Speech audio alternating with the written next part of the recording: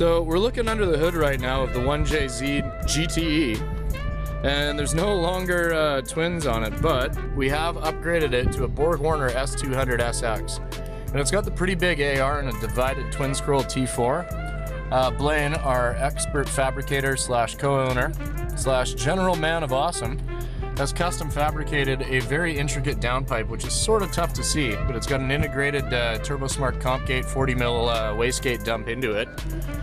We've also upgraded the air intake with a fairly big cone filter, Mishimoto rad to keep everything cool, the TurboSmart blow-off valve, TurboSmart FPR 800. We did a full fuel system on this a few years ago with an Aeromotive 340, all the lines, the fuel lab filters, kind of the works.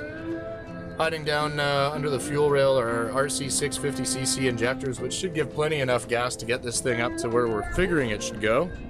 And because our Saturday office guy Jamie is a lot of fun, and we've got 1JZ, we figured we'd show you that.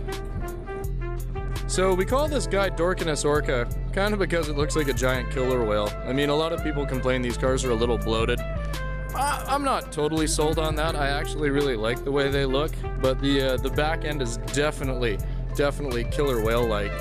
You might have noticed the Skunk 2 badges on the side too. Sort of weird for a Toyota, until you realize years ago we ended up building twin Skunk 2 mufflers into a single 3-inch splitting to twin 2.5-inch exhaust system. It actually sounds fantastic. This might be the least raspy Skunk 2 exhaust you've ever heard. So we move into the interior, which is a bit of a bone of contention in the shop because it's blue. So we keep trying to bug him to just go like full black, but I mean the white and blue definitely sets it off. You see the Greddy turbo timer and Profec Spec B boost controller in the center.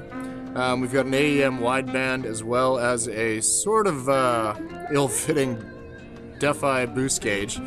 And the reason it's ill-fitting is, well, it's real tough to have an aftermarket pod for these cars, especially in North America.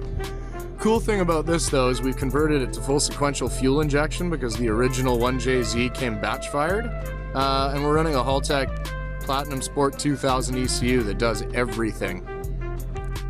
This car is actually benefiting too from the full Origin stylish body kit. It's actually a pretty good fitment, and the owner of the car, K-Spec, he's a body guy by trade. So we had a lot of fun getting this on.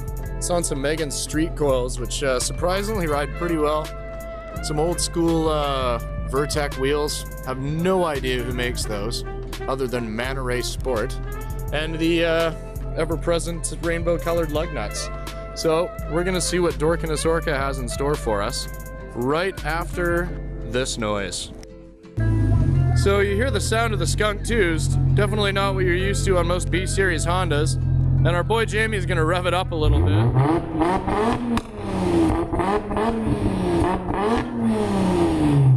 Sounds pretty good. Nice aggressive tone. Definitely sounds like a bike, which you'll hear on the dyno in a couple of minutes.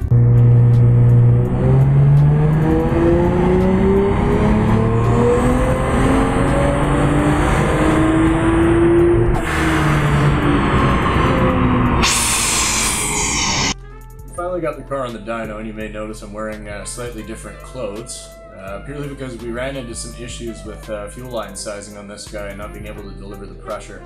Every time we get the car up on boost, rail pressure dropped to 43 psi from kind of shooting around 63, 65 was our target. And we figured out when we put the car together for the original owner, we spec -6 fuel line because the stock twins were never going to be changed, resulting in over a 20 psi pressure drop. So we jammed some -8 in it, put in one of AEM's new 320 liter per hour pumps just to get the thing flowing, and threw her back on the dyno to see what she'd do. So we ran her up on the dyno and pulled 446.2 wheel horsepower and 444 pounds of torque at kind of a stratospheric 5,000 RPM, but this thing's got some massive top end. A set of cams would really help this car breathe a little better up top, and we'd probably see closer to 500 because it's just running out of airflow. But honestly, for a giant single turbo, it's still going to have some decent jam. I mean, torque's coming on really solid at, you know, even starting at 4250, and it hangs around pretty well until the 6750 rev limit. So the big question for a lot of guys is how's it going to drive after a single turbo conversion? Well, an extra 100 up top and even higher than that, closer to 6750, is going to be pretty noticeable on the street. The trade-off, as always, is a complete loss of bottom end. Well, I shouldn't say that. It's more of a downgrading of the bottom end. I mean, the green run was on the stock twins at 16 psi of boost, so I mean, we pulled 338 out of it. Not too bad for stock twins. A little bump there was the boost controller spiking up a little bit. But you can see there's a 100 horsepower difference at the tire at 3,400 RPM. So I mean, that's quite a bit for some guys, but depending on what you want to use it for, there's the difference in power graphs. Same deal with torque too. We gained 100 foot-pounds plus in some spots up top, but we lost upwards of 150 foot-pounds again at that 3,400 RPM. It doesn't quite spin as fast, but honestly this is going to be a pretty quick car. 1Js like to rev, so you can keep them in the power band with this thing, and it should be a lot of fun. We're really pleased to be able to tune this Toyota Soarer with Haltech's awesome Sport 2000. We're pretty stoked for the Elite to come out in another couple of weeks, but honestly this thing's been going for about 6 years, and it's been absolutely faultless. Great tuning strategy, great data logging, and absolutely a breeze to tune.